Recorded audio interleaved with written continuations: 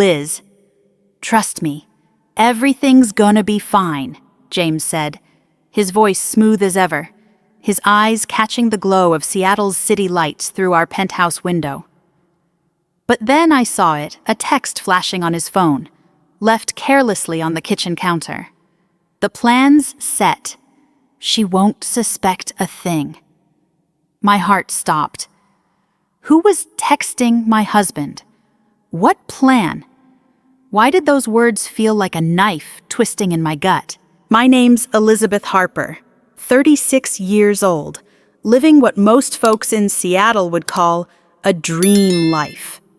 Our high-rise apartment in Belltown overlooks the shimmering waters of Elliott Bay, with Mount Rainier peeking through the clouds on clear days. I'm an interior designer, crafting spaces for wealthy clients who want their homes to scream sophistication. My husband, James Donovan, 40, is a marketing director for a big tech firm downtown. With his salt and pepper hair, sharp suits, and that disarming smile, he's the kind of guy who can charm anyone, colleagues, neighbors, even strangers at a coffee shop. To our friends, we're the perfect couple. Instagram-worthy vacations to Maui, wine tastings at Pike Place, and a life polished to a shine. But beneath the surface, something's always felt off. James and I married 12 years ago after a whirlwind romance. I was 24, starry-eyed, believing we'd fill our home with kids and laughter. We tried for years fertility clinics, endless tests, even acupuncture and herbal teas from some holistic guru in Fremont. Nothing worked. Each negative result chipped away at my hope, leaving me hollow. James would hold my hand, his voice steady. Liz, you're enough for me. We don't need anyone else. But sometimes I'd catch him staring out our window, his eyes distant, like he was searching for something I couldn't give him. When my parents died in a car crash 3 years ago, everything shifted. I inherited their small but thriving interior design firm and a hefty sum of money enough to upgrade our life in ways I never imagined. We moved into this sleek apartment, bought a Tesla, and started jetting off to resorts in Napa Valley. Friends would gush, Liz, you're living the dream. James is a keeper. I'd smile, nod, but deep down, I felt a quiet unease. James's gaze started lingering not on me, but on the life we'd built. The designer furniture, the bank account, the prestige. It was like he was seeing dollar signs where he used to see me. I tried to brush it off. Maybe I was overthinking it, letting grief and disappointment cloud my judgment. James still played the part of the perfect husband in public, holding my hand at galas, whispering sweet nothings over champagne. But at home, alone, the air felt heavy. I'd sit on our balcony, watching ferries glide across the bay, wondering if our love was still the anchor I thought it was. Little did I know. The life I'd built was a house of cards, and one text message was about to bring it all crashing down. The Seattle rain tapped against our penthouse windows, a steady rhythm that matched the growing unease in my chest. James started coming home later, his tie loosened, his eyes tired but oddly guarded. Just a big campaign at work. Liz, he'd say, flashing that polished smile. Don't wait up. But I did, night after night. I sat on our leather couch, the city's neon glow spilling through the glass, listening to the silence of our home. Our cozy dinners, once filled with laughter over takeout from Pike Place, were replaced by his curt texts, caught up at the office. Eat without me. At first, I told myself it was normal. Tech execs like James worked brutal hours. Right. But the excuses piled up, each one flimsier than the last. One evening, as I cleared the dishes alone, I noticed his laptop open on the counter. A notification pinged an email from our bank about a transfer of $75,000 to an account I didn't recognize. The memo read, "Consulting fee." My stomach twisted. Consulting for what? When I asked James about it over breakfast, he barely looked up from his coffee. "Just a side project." "Liz, nothing to worry about," he said, his voice calm, but his fingers drumming the table a nervous tick I'd never seen before. I wanted to believe him. I needed to believe him. But that night, when he thought I was asleep, I saw him slip into the study. His phone pressed to his ear, speaking in a low, hurried whisper. "It's under control," he said. "She doesn't suspect anything." My heart pounded so loud I thought he'd hear it. Who was he talking to? Why did he sound so secretive? Then there was the new bank account. I found a statement tucked in his briefcase, listing me as a co-owner but with no access rights. $200 had already been moved there, all from my inheritance. When I confronted him, my voice shaking, he laughed it off. "Liz, it's for our future. Safer this way. You trust me, don't you?" His eyes locked on mine, but they weren't warm anymore. They were calculating, like he was measuring my reaction. I nodded, swallowing my doubts. But the seed of suspicion had taken root. Every little thing started to feel like a clue. The way he'd lock his phone the second I walked into the room. The receipts for dinners at restaurants we'd never been to together. The faint scent of perfume floral, unfamiliar on his jacket. I'd lie awake, staring at the ceiling, my mind spinning. Was I paranoid, or was the man I'd loved for over a decade hiding something? The city lights outside our window, once so comforting, now felt like they were mocking me, illuminating a truth I wasn't ready to face. But the cracks in our perfect life were spreading, and I couldn't ignore them much longer. The Seattle skyline glittered outside our penthouse, but inside, my world felt like it was unraveling. James's late nights grew more frequent, his excuses thinner. "Client dinners," he'd mutter, slipping out the door with a quick peck on my cheek. But his touch felt mechanical, like he was going through the motions. I'd watch him leave, his silhouette disappearing into the elevator, and a knot would tighten in my chest. Something was wrong, but I couldn't pin it down. Then came the call that cracked everything open. It was a rainy Tuesday afternoon, and I was sketching designs for a client when my phone buzzed. Sophie Miller, my best friend from college, was on the line. She's a magazine editor in Portland, sharp as a tack and never one for drama.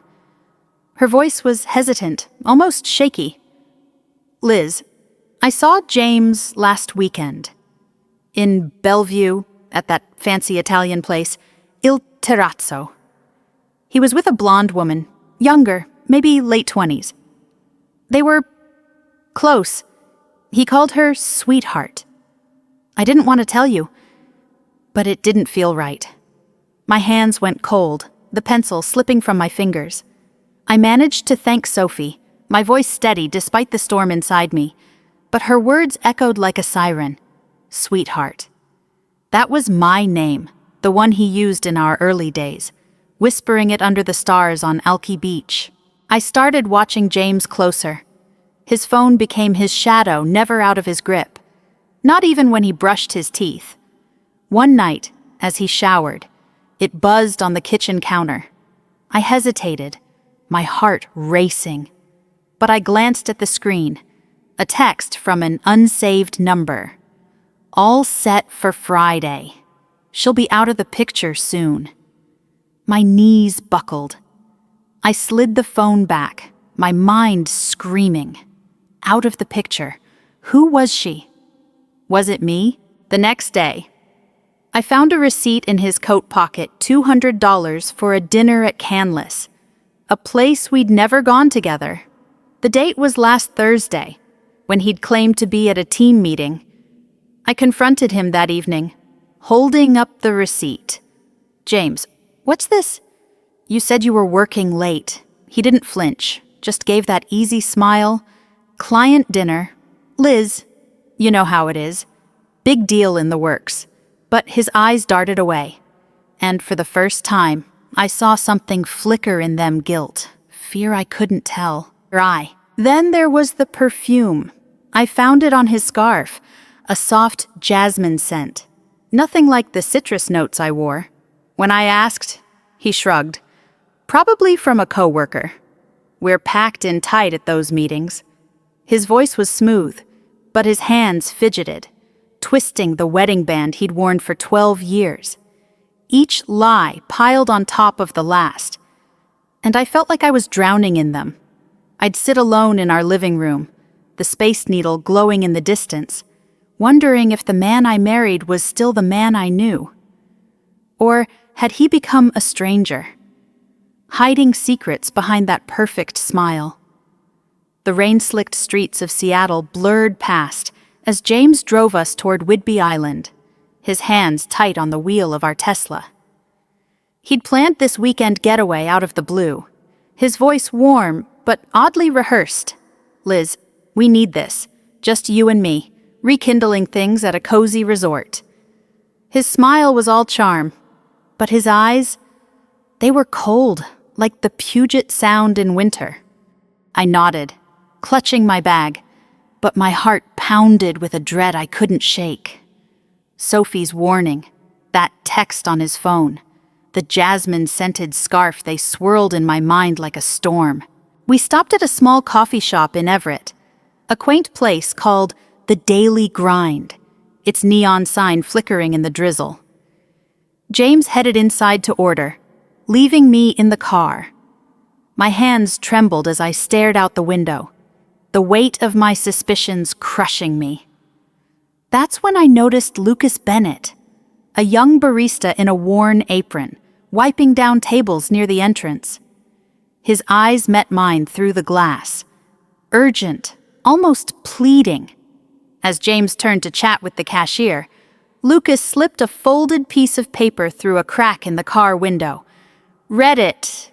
Now," he whispered. Then walked away, pretending to clean another table. My fingers shook as I unfolded the note, scrawled in hasty pen. Get out. He's not who you think. He's planning something bad. My breath caught, a chill racing down my spine. I glanced at James.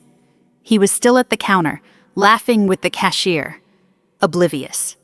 I shoved the note into my pocket, my mind screaming. What did Lucas know? Why would a stranger risk warning me? When James returned with 2 coffees, I forced a smile, my voice steady. "I'm gonna stretch my legs. Be right back." He nodded, distracted by his phone. Inside the shop, I scanned for Lucas. He was behind the counter now, his eyes flicking toward me. I slipped into the restroom, my heart hammering, and locked the door. That's when I remembered James's leather satchel. Always locked, always close. He'd left it on the back seat. I darted back to the car, pretending to grab my jacket, and unzipped the bag. My hands shook as I pulled out a manila folder labeled Puget Sound Mental Health Center. My name, Elizabeth Harper, was typed across the front. I flipped it open, my vision blurring. Words jumped out: delusional disorder, recommended for involuntary commitment, lacks capacity to manage finances. My legs gave out. I sank against the car door, the folder slipping from my hands. James was planning to have me committed, to label me crazy, to take everything: my company, my inheritance, my life. The pieces clicked: the secret calls, the bank transfers, the perfume. This wasn't just betrayal, it was a calculated plot. Back inside, I found Lucas near the espresso machine. "Why did you warn me?" I whispered, my voice breaking. He glanced around, his face pale. "I heard him on the phone last week, right here. He said, the paperwork's done. She'll be locked away by Monday." I couldn't just stand by. His words hit like a punch. Monday. That was 2 days from now. I stumbled back to the car, the folder hidden in my jacket. James climbed in, all smiles, ready for our romantic weekend. Liz. His voice was honey, but I saw the truth now, a predator hiding behind that perfect facade. I nodded, my mind racing. I had to act fast, or I'd lose everything.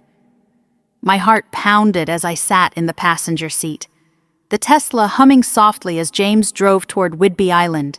His hand rested on the gear shift, casual, but I could see the tension in his knuckles. That folder from the Puget Sound Mental Health Center burned in my mind. Its words, delusional disorder, involuntary commitment, searing through every memory of our 12 years together. Lucas's note was crumpled in my pocket. Get out. He's planning something bad. I knew I couldn't go back to that resort with him. Not now. Not ever. At a red light. James glanced over, his smile too perfect. You okay, Liz? You're quiet? I forced a nod, my throat tight. Just tired. I mumbled, my eyes fixed on the rain-streaked window. I needed a way out, and I needed it now. When we pulled into a gas station just outside Everett, I saw my chance. I need to use the restroom, I said, grabbing my purse. James nodded, distracted by his phone. Hurry up, babe. We're almost there. Inside the station's convenience store, I spotted Lucas, the barista from the daily grind, standing near a display of snacks.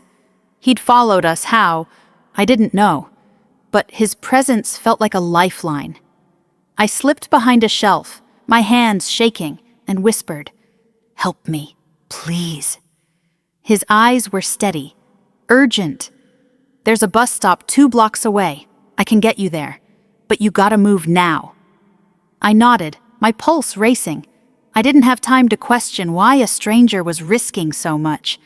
I just knew I had to trust him. We ducked out the side exit, the rain soaking my hair as we ran through an alley. Lucas's beat-up Honda was parked nearby. "Get in," he said, his voice low. I slid into the passenger seat, clutching the stolen folder. As we peeled away, I glanced back. James was still at the pump, oblivious. His phone pressed to his ear. My stomach twisted. Was he talking to her? The blonde Sophie saw in Bellevue. Lucas drove me to a Greyhound station in Mount Vernon. "Call someone you trust," he said, handing me a burner phone. "Don't use yours." He might be tracking it. I nodded, my fingers trembling as I dialed Sophie Miller. "Liz, oh my God, where are you?" she answered, her voice thick with worry.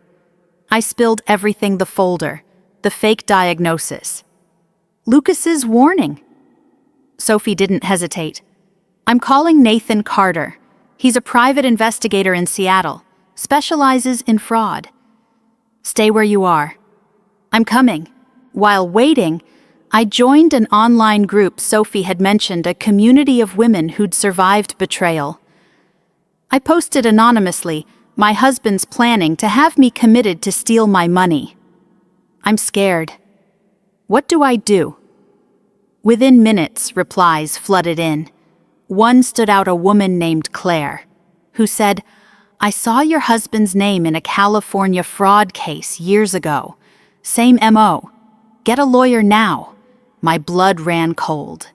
James had done this before. Sophie arrived with Nathan, a wiry man with sharp eyes and a no-nonsense vibe. He took the folder, scanning it quickly.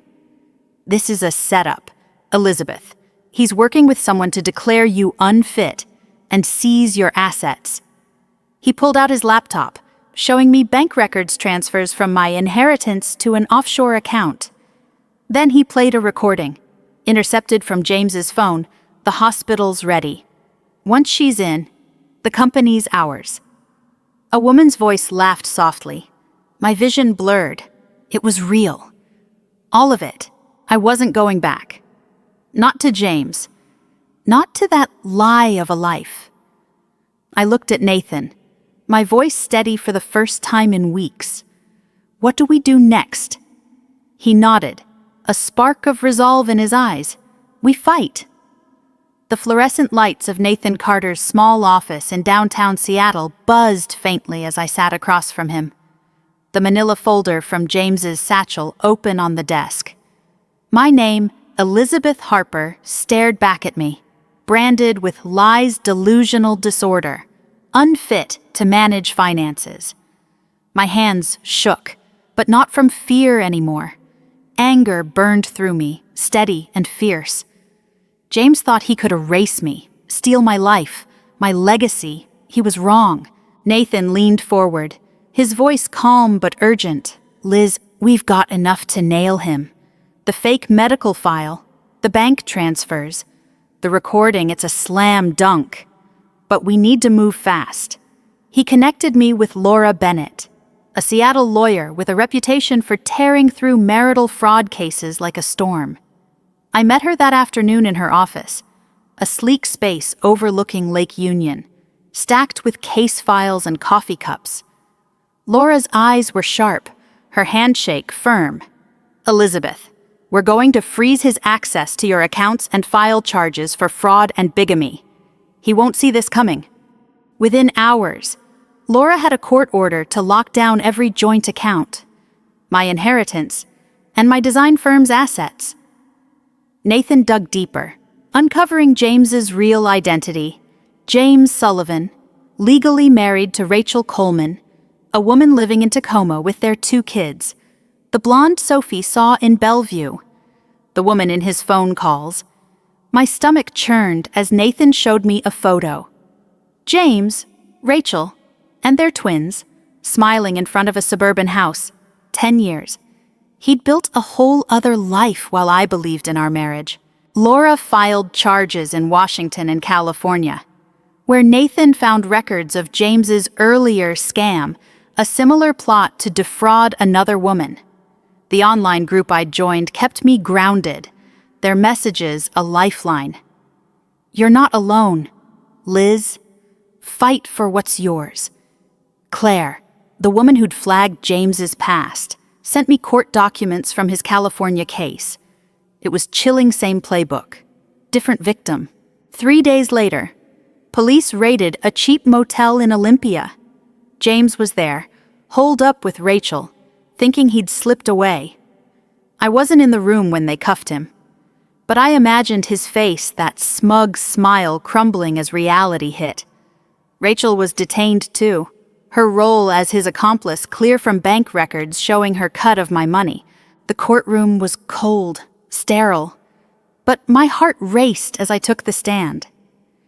James sat across from me, his tailored suit replaced by a cheap jacket, his eyes avoiding mine. Laura presented the evidence like a master conductor, the forged medical file, bank statements with $300,000 in shady transfers, the recording of James plotting with Rachel. She'll be locked away, and the company's ours. His voice echoed through the courtroom speakers. The judge's face hardened. I gripped the edge of my seat, tears stinging my eyes not from pain, but from the weight of truth finally breaking free. The verdict came swiftly. James Sullivan, guilty of fraud and bigamy, sentenced to 8 years in prison. Rachel Coleman, 4 years for aiding and abetting. As the gavel fell, I exhaled, the air feeling lighter than it had in years.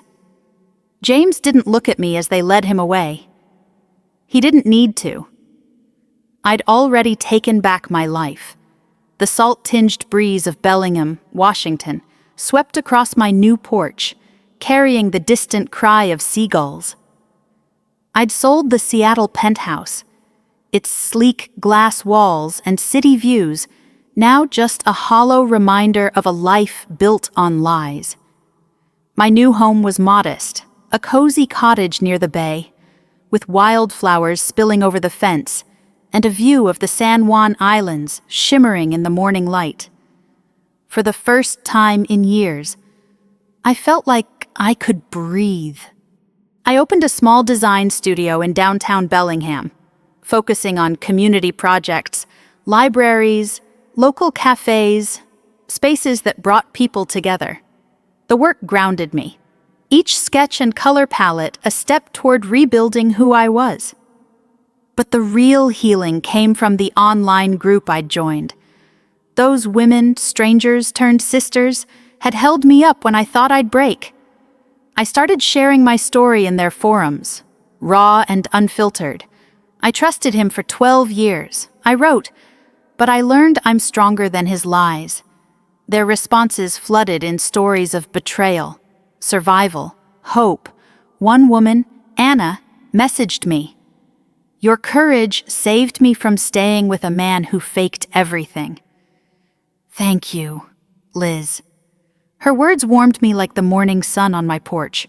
I kept in touch with Lucas Bennett, the barista who'd slipped me that note at the daily grind. He'd moved to Bellingham too, studying engineering at Western Washington University. One crisp autumn day, he texted Liz, "I graduated. Mom wants you over for dinner to celebrate." "You in?" I smiled, my heart lighter than I'd expected. I drove to their small house on the edge of town, where Margaret, Lucas's mom, greeted me with a hug that felt like home, over a simple meal of roast chicken and mashed potatoes. We laughed and talked about Lucas's new job at a renewable energy startup, about Margaret's days raising him alone, about the scars we all carry but don't let define us. Margaret's eyes sparkled as she raised her glass. To Liz, for trusting my boy when it mattered most. I blushed, shaking my head. No, Margaret. Lucas saved me. That note, it gave me a chance to fight. Lucas grinned, his cheeks pink. Just did what felt right. Liz. Sitting there, surrounded by their warmth, I realized something profound. Family isn't just blood. It's the people who see you, who show up when the world falls apart. Each morning, I'd sit on my porch, coffee in hand, watching the waves lap against the shore. The sunlight danced on the water, a quiet promise that I was exactly where I needed to be. I wasn't the naive woman who'd married James anymore. I was Elizabeth Harper, stronger, freer, ready to build a life that was mine. The past had tried to break me, but it had only shaped me into someone new, someone whole. As I sat on my Bellingham porch, the waves crashing softly in the distance, I thought about everything I'd been through, the betrayal, the lies, the moment I chose to fight instead of crumble. James's plan to steal my life, my money, my freedom could have destroyed me, but it didn't. It taught me lessons I'll carry forever, lessons I hope you'll hold on to too. First, trust your gut, that quiet voice inside, the one whispering something's wrong. It's rarely mistaken. When I noticed James's late nights, his locked phone, that unfamiliar perfume, I tried to ignore it, to cling to the fairy tale, but those instincts were my compass, guiding me to the truth. If something feels off in your life, a relationship, a job, a friendship, listen. It's your heart warning you to protect yourself. Second, you're never alone. I found strength in unexpected places, Lucas. A stranger who risked everything to warn me, Sophie, who dropped everything to help, and an online community of women who'd walked the same path. Reach out. Share your story. There's power in connection, in voices that say, "I've been there, and you'll get through this." Whether it's a friend, a support group, or even a kind stranger, someone's out there ready to lift you up. Third, family is who shows up. Blood doesn't define love. Margaret and Lucas, with their warm dinner table and open hearts, showed me that. The people who stand by you, who see your pain, and choose to stay, that's your true family. Cherish them. Build those bonds. They're the ones who'll carry you through the darkest nights. Finally, You are enough. James made me doubt my worth, my sanity, my strength. But every step I took running from that gas station, fighting in court, starting over in Bellingham, proved I was more than his lies. You are too. No matter what you've lost or who's tried to break you, you have the power to rebuild, to rise, to shine. My journey wasn't just about surviving betrayal. It was about discovering who I am when the masks fall away. I'm Elizabeth Harper, not defined by a man's deceit, but by my courage, my heart, my choice to keep going. And you can make that choice too. What's your story? Have you ever faced a moment when you had to trust yourself to start over? Share it in the comments below. I'm reading everyone. And if this story moved you, hit that follow button for more tales of resilience and hope. Let's keep lifting each other up, because together, we're unstoppable.